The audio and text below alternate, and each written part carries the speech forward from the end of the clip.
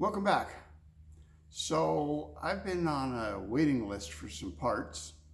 They're supposed to arrive later today, so if they do, we'll be doing an unboxing on those parts and get them assembled. In the meantime, while I'm sitting around twiddling my thumbs, I thought I'd work on the motor. So you may recall that we had a 350 small block Chevy motor that we planned to put into Project Double Trouble. And I tore the block apart and we dropped the block and the heads off at the company that's gonna check them all out, clean them up, hone them, bore them, whatever they need to do to get them ready. And it's a waiting game. It's a couple of months delay on that. And you know, I've been waiting for my brakes and I've been waiting for my shocks and I've been waiting on all kinds of parts. So I ran into a guy here in town who had a 350, and when I was talking to him about some of his projects, he told me about this 350 he had in the back room that needed a home. And we agreed on a price, and so I was able to pick up a 350 small block Chevy, already built, and so it's been installed in the frame.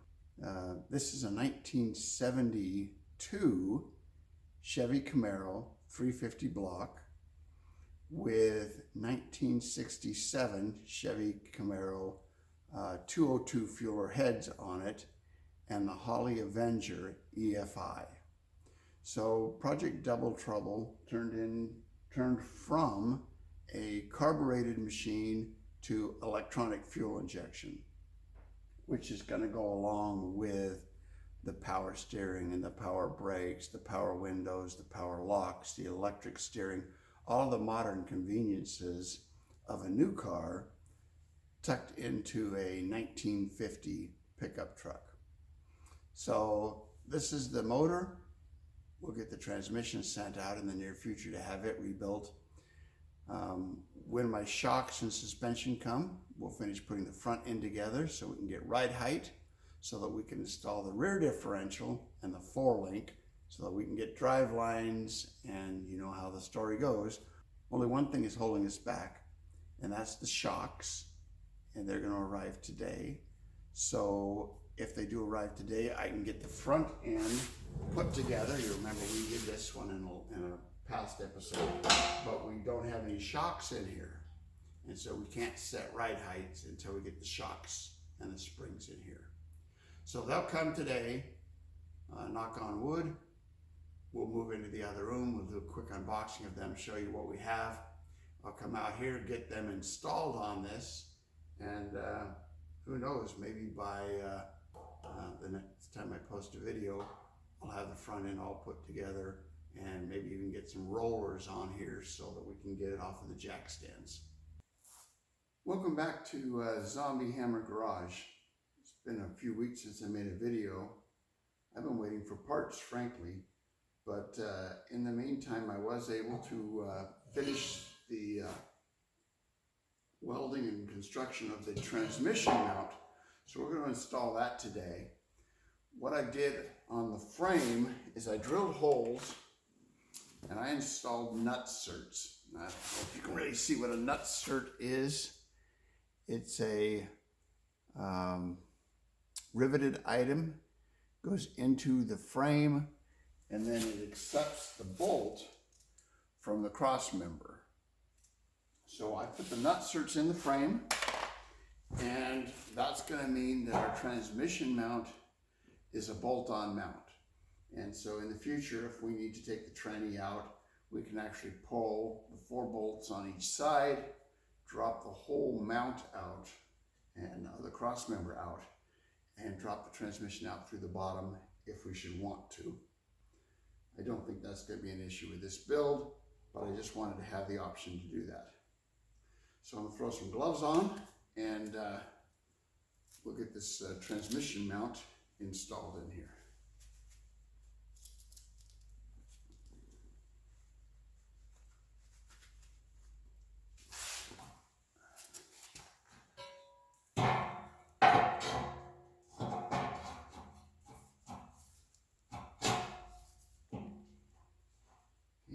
let's see. Oh, trying to figure out why I have so much gap. It's because the transmission's on a jack. So that won't be a problem. We'll have to mount the crossbar in place, and then we'll lower the transmission onto it. That looks good.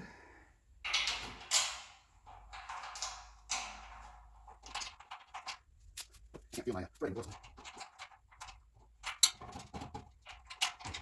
Now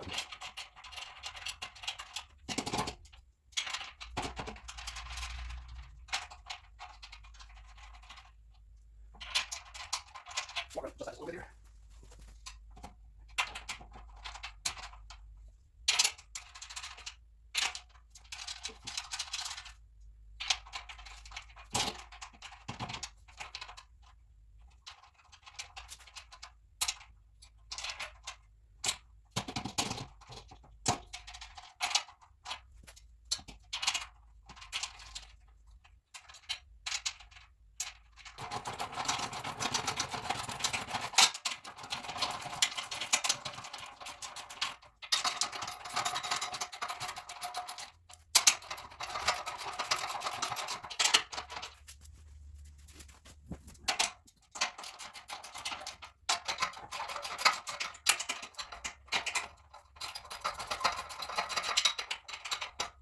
Right. One thing I noticed is that before I send this out for powder coating, I will make the holes a little bit larger because I know that the paint is going to fill it in a little bit. If we're lucky, we'll drop this transmission down. Should line up perfectly. We're about to find out.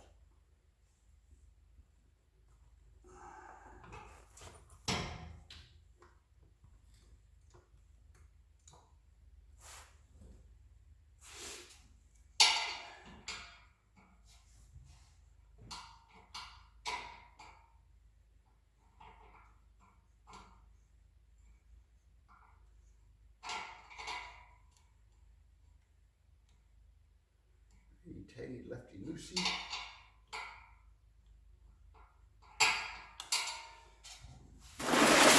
Unfortunately, I just can't see it.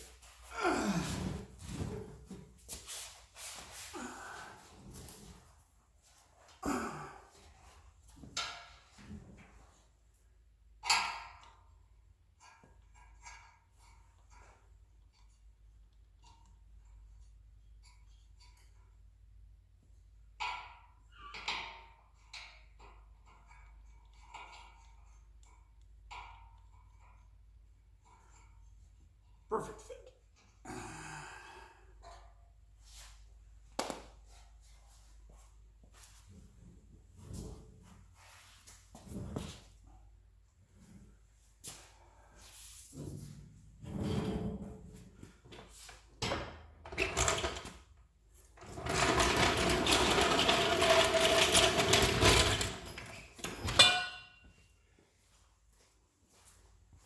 Get that jack stand out of there.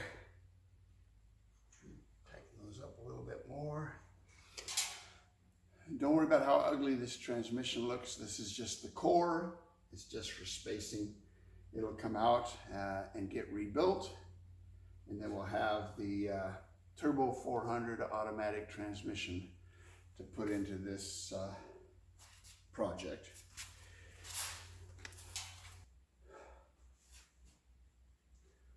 Well, it looks like some of the brakes and front end parts are finally getting here. So why don't we take a look at what we have. We have, I believe this is going to be the front Wildwood brakes. Over here we have the rear differential Wildwood brakes. And here we have the coilovers for the front. Take a peek and see what they sent us.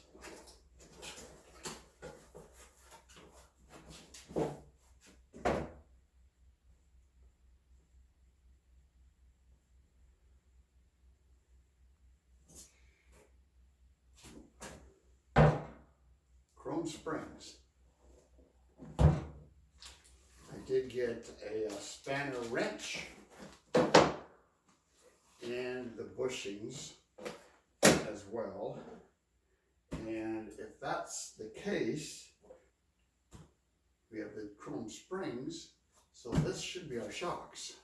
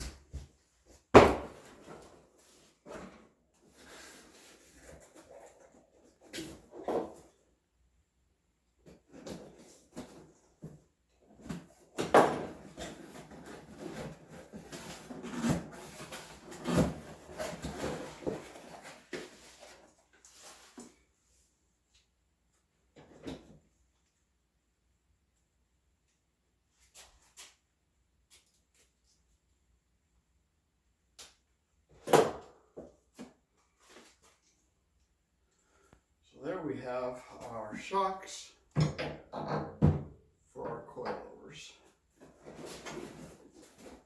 So we've got a couple of those, and the pieces to go on top and bottom, and another sticker for my garage door.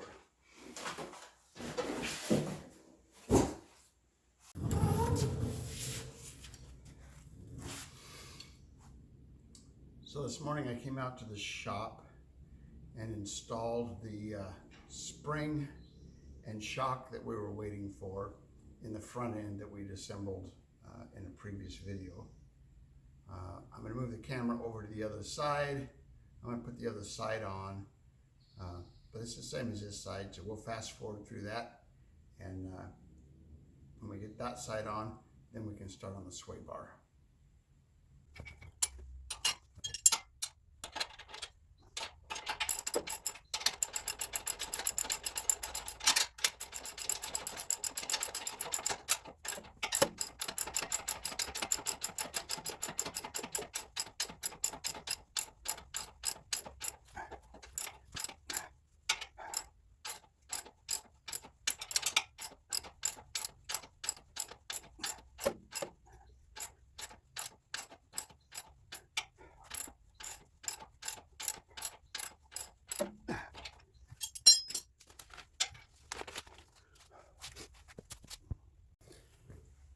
One of the things that we had to skip last time because we didn't have the parts was assembling the coilover.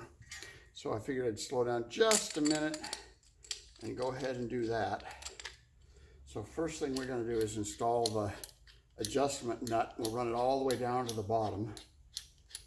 I did the one on the other side. I have an idea about where the spring needs to go for the preload, but we'll come back in later and do the shock adjustments.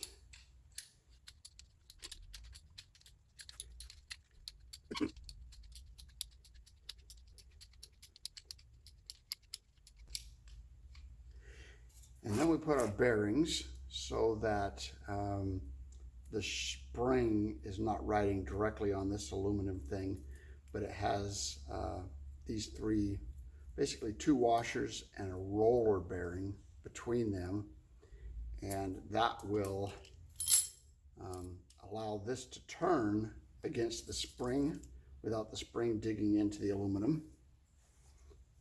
And I saw the code on here, and it's a 10-inch spring and it's rated at 400 pounds. And then we're going to pull this out. And we're going to put the top on, and it just slides, whoops, not lose our spring, it just slides over the top of the spring, and then there's a retaining clip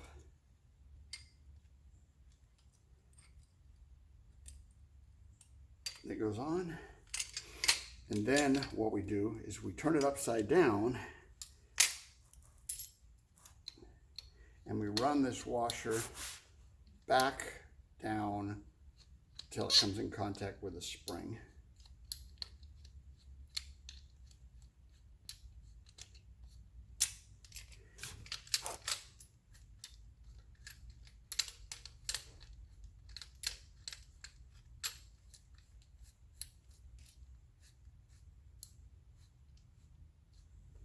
Here we go. And then we're going to install it. And we're installing this with 1/2 inch 20 by 3 inch. And the first one, oh, and there's some washers, some spacers that are going to go on each side of the shock that the bolt's going to go through as it rides in its chamber. There's another set of spacers at the bottom that are just a little bit thinner. So let's see if we can get this in.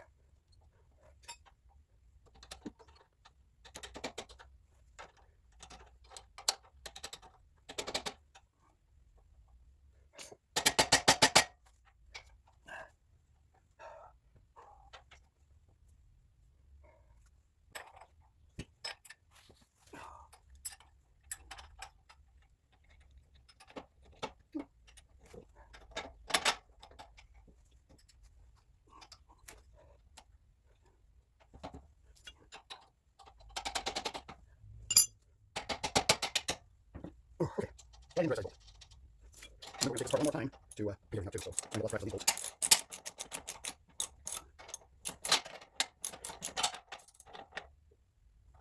All right, chuck it in. Now we're going to put in the upper control arm.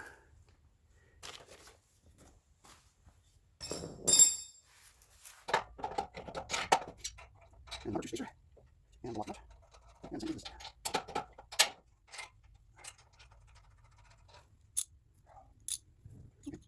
Where did I put my wrench? This one?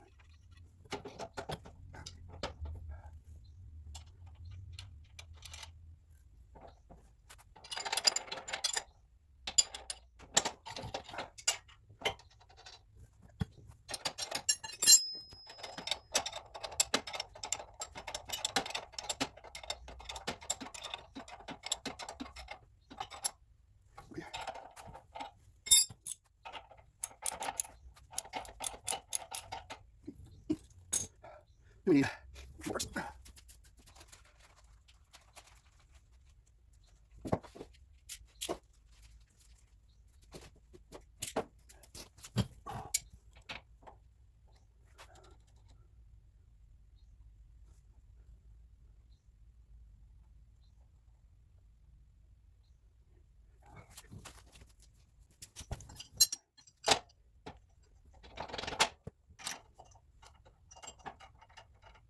That's what we need to put on the forehead spring on there.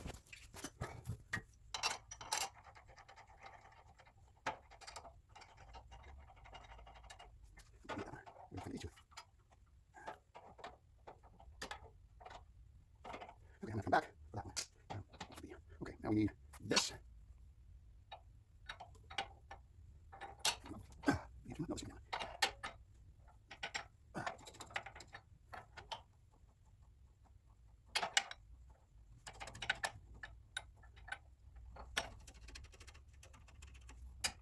we'll have to pull both these off because this one's screwing a lot further than the other side. Actually, I can go further on this one.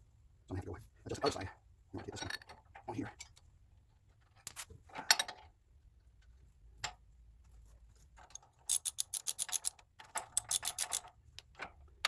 Forward, this other side, come back, this one.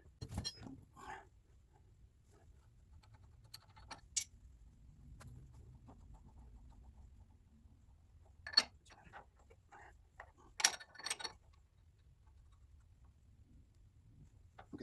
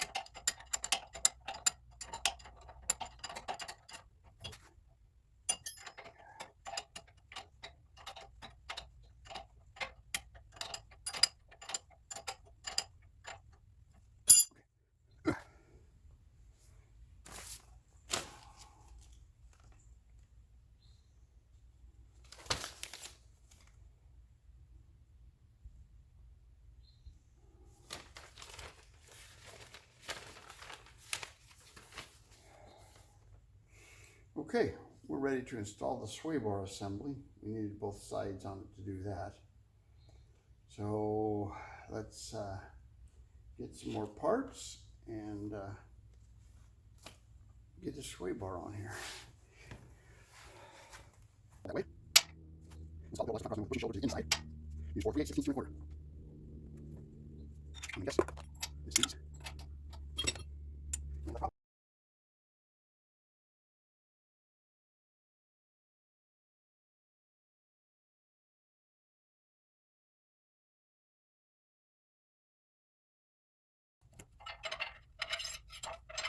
And the sway bar back in there.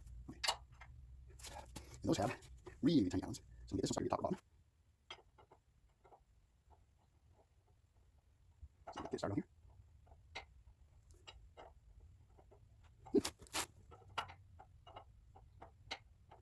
I'm taking this line just so close that's a difficulty. When I target it the correct way, if I slide right on. And yes, it gets right here. Get this out.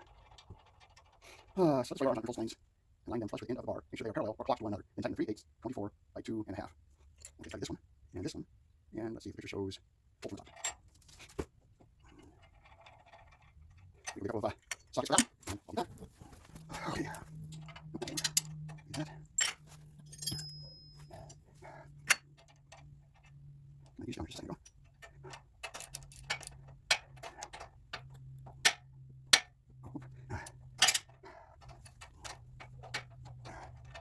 I need to flush the lines a little bit. Flush it in the door.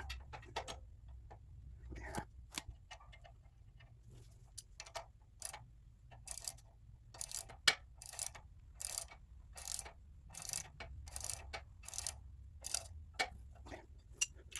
I'm going to go over and do, let's see, that one.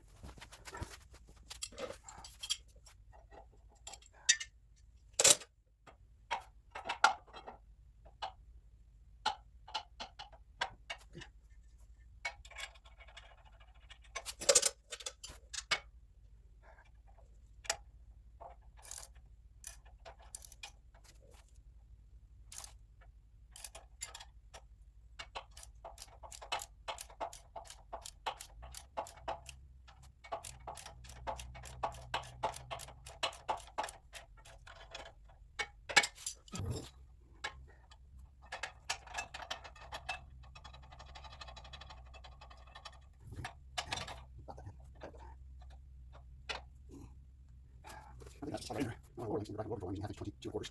It's gear with that. And she has it opening that direction. That's really nice.